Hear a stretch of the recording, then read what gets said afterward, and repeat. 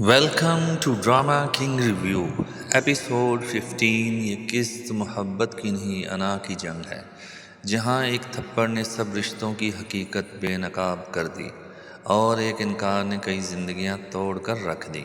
کون سوچ سکتا تھا کہ حالات اس موڑ پر آ کھڑے ہوں گے۔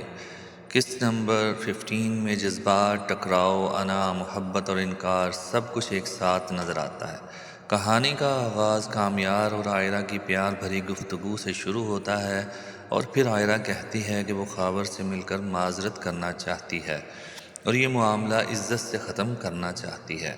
یہاں کامیار کا بدلا ہوا روپ نظر آتا ہے، جو معافی مانگنے کے لیے بھی تیار ہے، مگر خاور کا غرور اور بدتمیزی اس ملاقات کو طوفان بنا دیتی ہے۔ پھر عائرہ کا بھائی آتا ہے اور کامیار کو کہتا ہے کہ اوئے تمہیں اندر بلا رہے ہیں، تو عائرہ کہتی ہے کہ آپ کہہ کر بات کرو، تم سے بڑے ہیں۔ وہ کہتا ہے کہ ہاں ہاں کہہ دوں گا، مگر میرے پچھلے حساب ابھی باقی ہیں اور وہ میں نہیں بھولا۔ کامیار اسے پیار بھرے انداز میں کہتا ہے کہ یار بتاؤ تم کیسے خوش ہوگے، ویسا ہی کر لیتے ہیں۔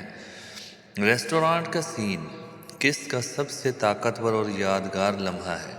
خاور کی تذلیل، عائرہ پر نازیبا جملے اور کامیار کو بار بار دھکا دینا، یہ سب دیکھ کر ناظرین کا غصہ بھی بڑھتا ہے۔ لیکن جب خاور حد پار کرتا ہے تو کامیار کا وہ دھماکہ دار رد عمل سامنے آتا ہے جو پورے ایپیسوڈ کو باندھ لیتا ہے۔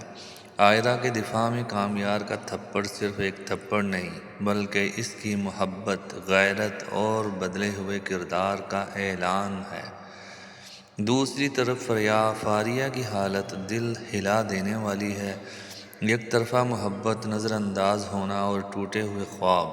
فاریہ کا درد اس قسط کا سب سے جذباتی پہلو ہے۔ کامیار کا فاریہ کو صاف اور ایماندار جواب دینا کہ محبت کسی وجہ سے نہیں ہوتی، یہ مکالمہ ناظرین کے دل میں اتر جاتا ہے، مگر فاریہ کے لیے یہ سچ زہر بن جاتا ہے۔ گھر کے اندر ایک اور محاذ کھل جاتا ہے۔ نفیسہ، اشتیاق اور گھر کے بڑوں کے درمیان اختلافات، شک اور خوف صاف نظر آتا ہے۔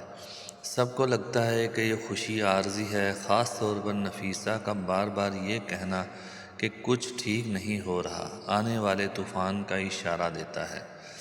یونیورسٹی اور جیولری شاپ کے مناظر میں ایک بار پھر کامیار کے ماضی کا سایہ عائرہ پر پڑتا ہے، جہاں ایک لڑکی حیران ہو کر کہتی ہے کہ کامیار جیسا لڑکا شادی کیسے کر رہا ہے، اور یہی بات عائرہ کو اندر سے توڑ دیتی ہے۔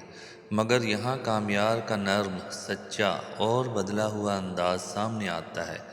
عائرہ کے سامنے اپنے ماضی کا اعتراف، وعدہ اور تحفظ، یہ سین قسط کو رومانوی گہرائی دیتا ہے۔